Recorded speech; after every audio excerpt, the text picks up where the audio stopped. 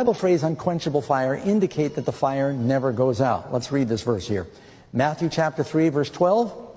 It says, "He will thoroughly clean out his threshing floor, gather his wheat into the barn, and he will burn up." Notice what burn up means. When something's burned up, what's left? "He will burn up the chaff with unquenchable fire."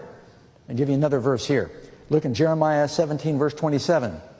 "But if you will not heed me to hallow the Sabbath day, such as not carrying a burden when entering the gates of Jerusalem on the Sabbath day, then I will kindle a fire in its gates, and it will devour the palaces of Jerusalem, and it shall not be quenched." Now, what does it mean when it says that the fire is unquenchable and it shall not be quenched? Quench is a verb.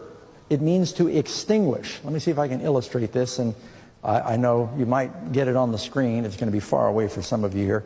This is a regular pack of matches. I was surprised I found this. Best Western, probably 30 years old.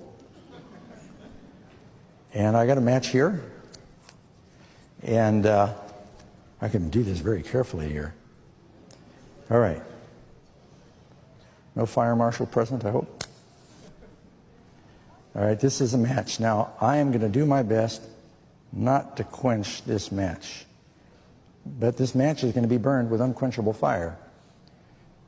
So here it is, it's burning. I feel it, it's very real.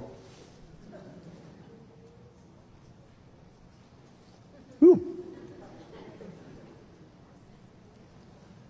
Ouch. I'm not going to quench it. You can't make me quench it. I refuse to quench it. What happened? Did I quench it? Quench is a verb. Are there any firemen in hell quenching? No. The fire of hell is going to do its work with an unquenchable fire. No one can extinguish it. Typically, when something catches on fire in our communities, we send fire people and they try to quench it. Will there be anyone to do that in heaven or hell? Is what I'm talking about. Let's get those subjects straight. You can read also Mark chapter 9 verse 47. "And if your eye causes you to sin, pluck it out. For it's better for you to go into the kingdom of God with one eye." Now, is this clear that Jesus is illustrating something here? Will anybody in heaven have one eye? Or one hand? Or one foot? No. Pluck it out. It's better to go to the kingdom of God with one eye rather than having two eyes, to be cast into the fire where their worm does not die and the fire is not quenched. What does it mean? There are 4 words that are used in the Bible for hell. Probably should have said this earlier on. You've got the word Sheol. It's translated hell. That's a Hebrew word. It simply means the grave. Sheol just means the grave. Then you've got the word Hades. Hades comes from Greek mythology. It was the place of the dead that Pluto was in charge. Keep in mind that all of the Jews understood Greek mythology, and that they understood what Hades was, and it was a Greek word for the dead. Then you've got the word Gehenna. Gehenna was a valley outside of Jerusalem. It was a city dump, the Valley of Hinnom.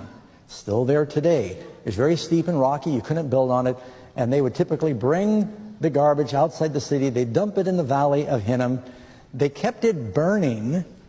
Dead animals were in there. Worms were in there. That's why Jesus said, better to have one eye and go to heaven than have 2 eyes and go to the Valley of Hinnom, where the worm does not die and the fire is not quenched. Nobody put out the fire in Gehenna. They wanted it to burn to keep the smell and the gases down. And so he's just saying, you know, better that than go to the city dump.